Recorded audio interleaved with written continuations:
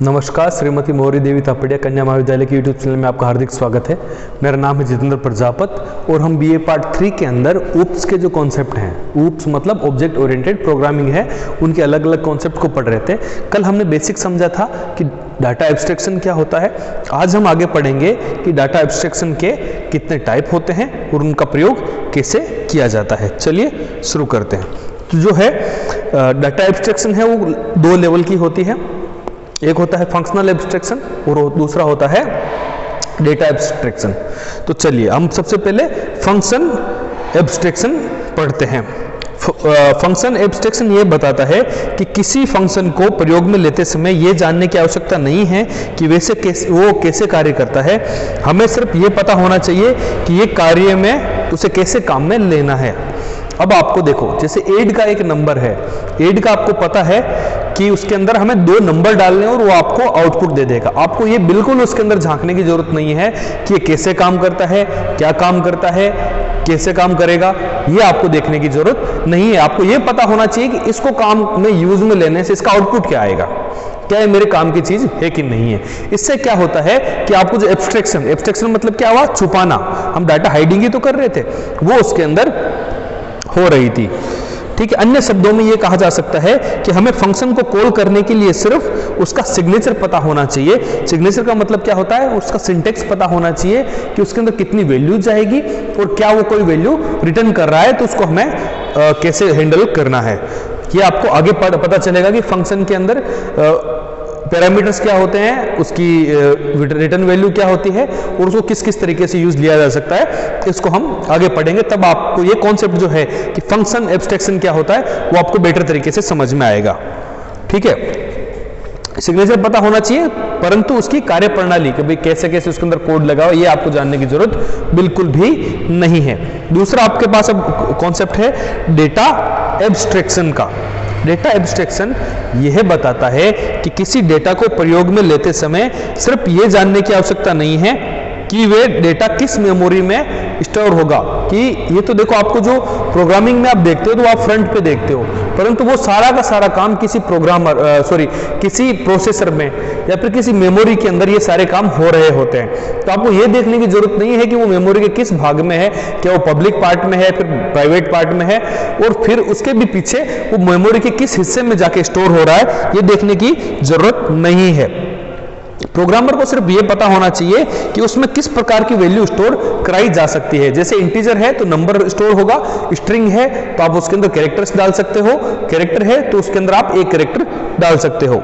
C++ में जब किसी क्लास के ऑब्जेक्ट को प्रयोग में लिया जाता है तब उस समय हम उस जो डेटा होता है उसका डेटा एब्स्ट्रैक्शन का प्रयोग कर रहे होते हैं। ये हमें सिर्फ वैल्यूज पास करानी होती है, हम सिर्फ उसको वैल्यू देते हैं और वो अपने आप उस वैल्यू को कहां सेव करना है, कैसे सेव करना है, अपने आप हैंडल कर लेता है। ये वैल्यूज मेमोरी में किस प्रकार स्टोर होगी इसकी जानकारी की आवश्यकता नहीं होती है हमें। अब आप समझेंगे दूसरा कॉन्सेप्ट कि ये देखो, एब्स्ट्रैक्शन जब हुआ तो हम इसके अंदर सिक्योर बना रहे हैं कि आपको पता नहीं है कि किस प्रकार से चीजें यूज में आ रही है, किस प्रकार से उसका मतलब उसकी कोडिंग क्या है हमें नहीं पता, पर हम उसको यूज ले पा रहे हैं। ये सिंपल एज दैट। अब सेकंड आपका अगला कॉन्सेप्ट है एनकैप्सुलेशन। एनकैप्सुलेशन क्या होता है, चलिए देखते हैं।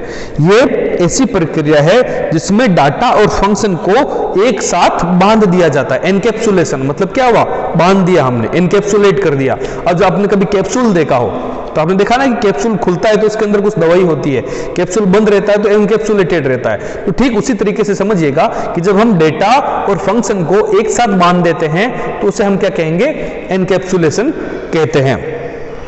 ये फंक्शन डेटा पर कार्य करने के लिए उत्तरदायी होते हैं। ये क्या होते हैं, ये फंक्शन डेटा पर कार्य करने के लिए उत्तरदायी होते हैं। डेटा और फंक्शन को एक साथ बांधने का कार्य क्लास के माध्यम से किया जाता है। हम एक ऐसी क्लास बनाते हैं जिसके अंदर डेटा और फंक्शन को एक साथ हम बांध सकते हैं। मैंने बताया ना कि जो आपके क्लास होती है उसके अंदर हम डाटा मेंबर और फंक्शन को डिफाइन करते हैं, और ठीक उसी प्रकार से हम इसके अंदर उनको एक साथ बांधते भी हैं, डेटा और फंक्शन को। अतः इस प्रकार यह कहा जा सकता है कि यदि क्लास के डेटा को प्रयोग करना है तो सामान्यतः उसी क्लास के फंक्शन के माध्यम से उनको प्रयोग कर सकते हैं। कैसे, आप ये समझो, ये एग्जाम्पल है आपके पास कि ये एक क्लास है जिसके अंदर एक कैरेक्टर नाम है और सैलरी है।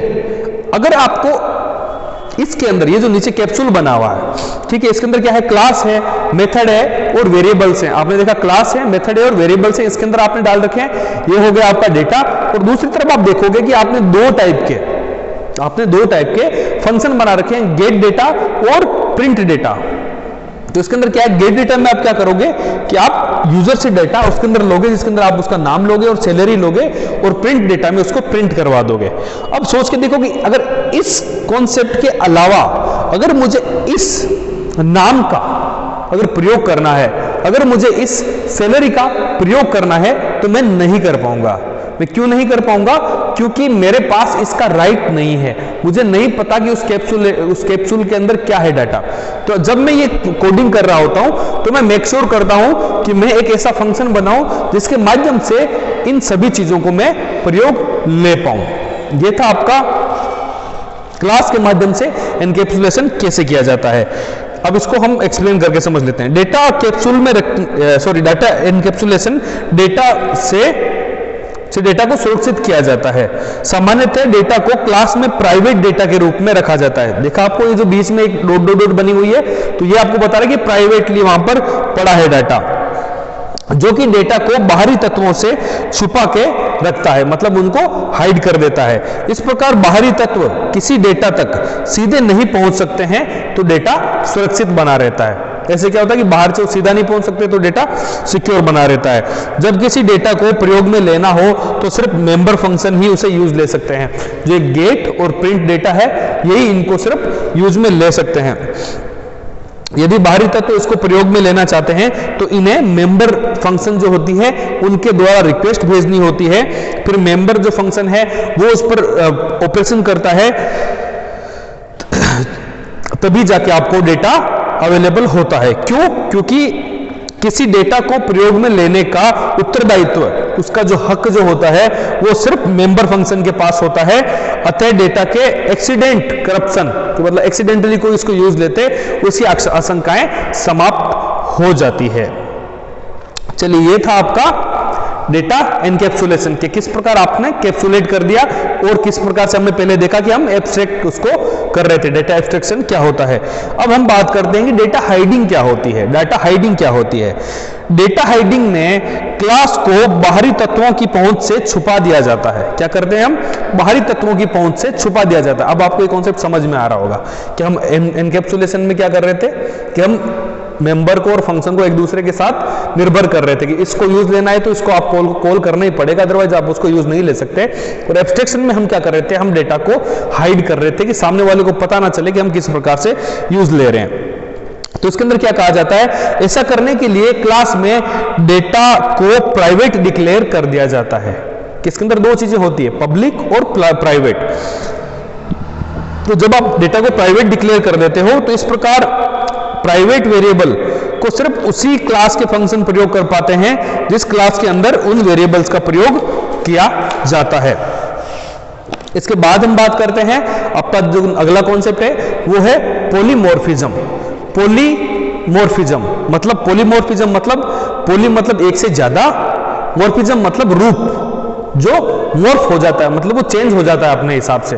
तो एक वो चीज जो अलग अलग रूप धारण कर सकती है उसको हम क्या कहेंगे, पॉलीमॉर्फिज्म। क्या कहते हैं इसका? पॉलीमॉर्फिज्म से आशय है कि एक से अधिक रूप, मतलब एक से अधिक रूप होता है। इसके माध्यम से अलग अलग परिस्थितियों में अलग अलग प्रकार के कार्य किए जा सकते हैं। C++ में पॉलीमॉर्फिज्म होता है वो दो टाइप से होता है। पहला फंक्शन ओवरलोडिंग, सेकेंड होता है ऑपरेटर ओवरलोडिंग। चलिए क्या होता है इसको मैं आगे समझाऊंगा आपको, पर बेसिकली एक चीज समझते हैं हम, ठीक है। जैसे मैं कहता हूं एड,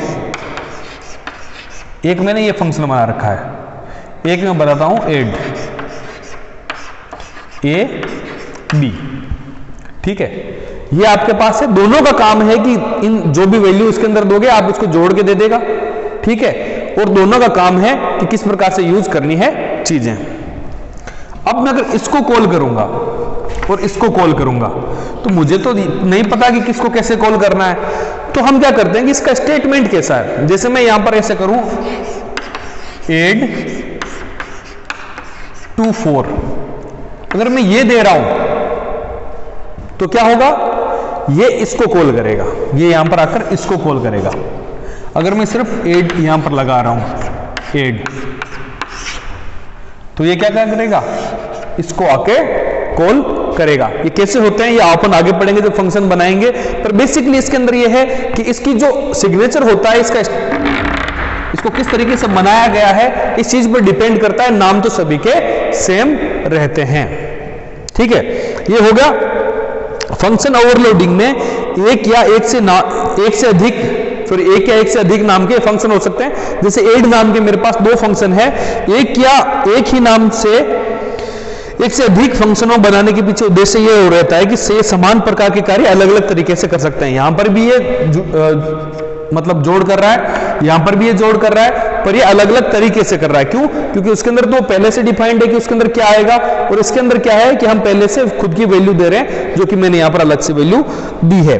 अब हम देखते हैं ऑपरेटर ओवरलोडिंग क्या होता है। ऑपरेटर ओवरलोडिंग के माध्यम से पहले से मौजूद ऑपरेटर्स को, जो ऑपरेटर इसके अंदर पहले से मौजूद है, उसको किसी क्लास के संदर्भ में नया अर्थ प्रदान करने से है। ऑपरेटर क्या होता है, क्लास में क्या संदर्भ रहता है, ये हम आगे पढ़ेंगे। सरल शब्दों में कहा जा सकता है कि ऑपरेटर ओवरलोडिंग के माध्यम से यह तय किया जा सकता है कि किसी क्लास के ऑब्जेक्ट के लिए कौन सा ऑपरेटर कैसे कार्य करेगा। ये जब हम आगे ऑपरेटर ओवरलोडिंग पढ़ेंगे तब आपको ज्यादा बेटर समझ में आएगी। अब अपन बात करते हैं आपका ये जो लास्ट कॉन्सेप्ट है इसका, जिसका नाम है इनहेरिटेंस।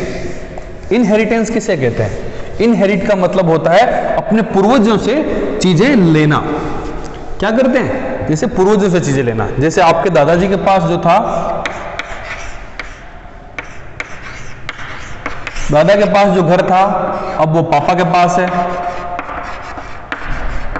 जो पापा के पास घर है वो कल उनके बच्चों के पास होगा। ये क्या किया, आपने कुछ चीजें अपने दादाजी की ओर ली। ठीक उसी प्रकार हम कुछ स्वभाव से भी अपने पापा या फिर अपने दादाजी की तरह होते हैं। हमारे जो पैसे भी होते हैं वो दादा परदादा हमारे लिए छोड़ के चले जाते हैं। तो वो दादा से पापा को और पापा से आपको आया। इसको हम क्या कहेंगे? इनहेरिटेंस। इनहेरिटेंस का मतलब क्या हुआ, अब हम समझते हैं सी के अंदर। अब मैं ये बताता हूं कि मैंने एक क्लास बनाई, ठीक है।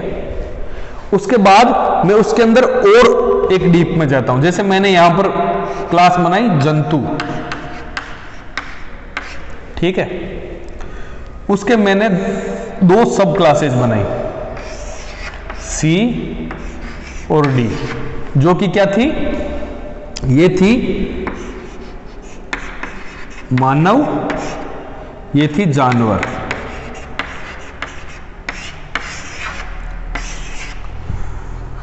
अब इसके अंदर भी कुछ और हो सकता है, परंतु हमने क्या किया, जब मैं जंतु से मानव या जानवर बना रहा था तो मुझे यह पता था कि इसके बहुत सारे लक्षण ऐसे हैं जो जंतुओं के भी होते हैं, क्योंकि इंसान भी तो एक जंतु है, या फिर कुछ जानवर जो एनिमल्स होते हैं वो भी तो जंतु उस कैटेगरी में आते हैं। तो मैंने यहां के कुछ लक्षण मैंने अपनी इसके अंदर कॉपी कर लिए। क्या किया मैंने? कॉपी कर लिए। उसको हम क्या कहेंगे? इनहेरिटेंस। जैसे दादा के कुछ लक्षण आपके अंदर आ जाते हैं, जैसे दादा का कुछ पैसा आपके पास आ जाता है, जैसे दादा की जो घर है वो आपके पास आ जाता है, ठीक इसी प्रकार यहां पर भी जो इसके लक्षण है, इसके जो एट्रीब्यूट्स है, इसके जो फंक्शन है, उनका प्रयोग आप जब दूसरी क्लास में कर पाते हो उसको हम क्या कहते हैं? इनहेरिटेंस। क्या होती है आपकी बुक में कैसा दिया हुआ है, चलिए हम समझते हैं। इनहेरिटेंस से आशय पहले से मौजूद क्लास के आधार पर नई क्लास बनाने से होता है।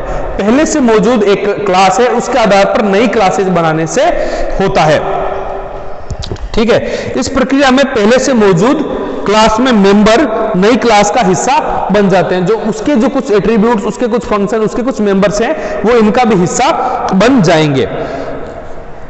इसके अंदर पहले से मौजूद क्लास को बेस क्लास या पेरेंट क्लास कहते हैं। इसको हम क्या कहते हैं? Parent class. आपके दादाजी या फिर आपके पापा आपके पेरेंट्स होते हैं ना,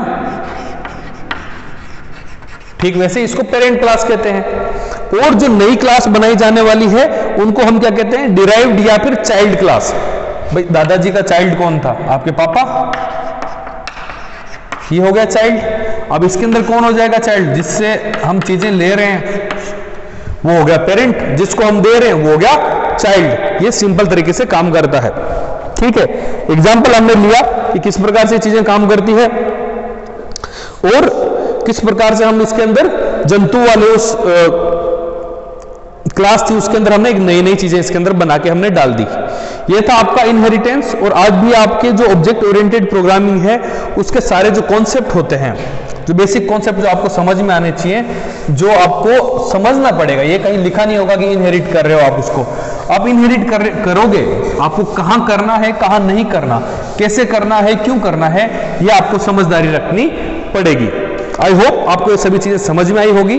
आज हम ऑब्जेक्ट ओरिएंटेड प्रोग्रामिंग जो होती है उसके कॉन्सेप्ट जो है वो हमने सारे पढ़ लिए हैं। कल से हम ऑब्जेक्ट ओरिएंटेड प्रोग्रामिंग के फायदे पढ़ेंगे, C++ में किस प्रकार से होती है, प्रोसीजरल और ओप जो होती है उसके अंदर क्या क्या फायदे हैं, क्या क्या डिफरेंस है, क्या क्या अलग तरीके से होता है, C और C+ में क्या अंतर होता है, ये हम आगे पढ़ाई करेंगे। मंडे से आप सभी लोगों का प्रैक्टिकल है, आप जरूर आइएगा क्योंकि यहाँ पर जो क्लासें लगने वाली है वो आपके लिए बहुत इंपॉर्टेंट है। फाइलें भी बनाने को दी जाएगी, तो आप ढंग से तैयारी करके आइएगा। अपने परिवार से, अपने पेरेंट्स से, अपने अभिभावक से एक पेपर पर लिखवा के लाना है कि हम आपको अलाउ कर रहे हैं इस क्लास को लेने के लिए, ताकि आपको कोई परेशानी ना हो आगे। मास्क पहन के आना। आपके पास एक नोटिस पहुंच गया होगा अपने ग्रुप के अंदर, उसको जरूर देखना। उसके अंदर क्या क्या लिखा हुआ है, जैसे पानी की बोतल लाने का लिखा हुआ है, डिस्टेंस मेंटेन करने का बोला हुआ है, बाहर घूमने का नहीं बोला हुआ है। उन सभी शर्तों को आप जरूर मानिएगा ताकि आप भी स्वस्थ रहें और आपके मित्र लोग जो हैं वो भी स्वस्थ रहें। बने रहें हमारे साथ। अपने इस चैनल को लाइक करें, शेयर करें, सब्सक्राइब करें और 15 को प्रैक्टिकल्स की क्लास जरूर ज्वाइन करेगा। धन्यवाद, टेक केयर।